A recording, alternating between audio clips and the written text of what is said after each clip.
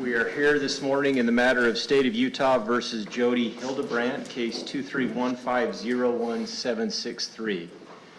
Mr. Clark and Mr. Sham are here representing the state of Utah, and Mr. Terry is here with Ms. Hildebrandt.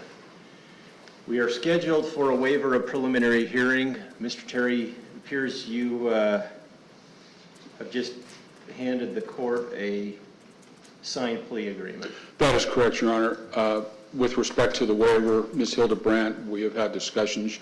She fully understands the purpose of a preliminary hearing, what the burden of proof would be, and that she has the right to a preliminary hearing, but in conjunction with the entry of her plea today, we waive the preliminary hearing. And in fact, there is a provision in the written plea agreement that operates as a waiver of the preliminary hearing. All right. Ms. Hildebrandt, I've been handed a written document, a plea agreement with your signature on it. Did you sign that document? Yes. And you did that to represent to the court that you have read the document carefully, that you understand what you've read, that you agree to all of the terms that are set forth in that written document? Yes, sir. You've had sufficient time to ask Mr. Terry any questions that you have about the agreement or its potential effect? Yes. Is anyone pressuring you to enter into this agreement, or is anyone promising you anything that I haven't been told about or that is not in the written document? No. Are you under the influence of alcohol or drugs today? No. Is there anything today that could interfere in any way with your ability to understand the agreement, its potential consequences? No.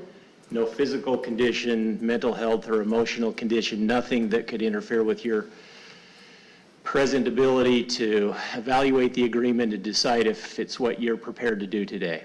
No. You don't need more time, you're ready to go. Yes. Any further record, counsel? Your Honor, the agreement contains a factual basis. There are a few details in the factual basis that we are not in full agreement with. However, this is a guilty plea. It is not an Alford plea. The factual basis sets forth facts that we agree with, that Ms. Hildebrandt agrees with, that are sufficient for the court to accept her plea with respect to the 4 counts to which she is pleading guilty. And so we ask the court to accept her plea agreement. And apart from what is in the written factual base in the plea agreement, you have, I'm assuming, reviewed voluminous discovery. You don't dispute whether there is an actual or an adequate factual basis? We do not. All right, then. Anything else before the court receives Ms. Hildebrandt's pleas? No, Your Honor. Nothing for the state, Your Honor. Then, Ms. Hildebrandt, how do you plead to count 1, aggravated child abuse, a second-degree felony? Guilty.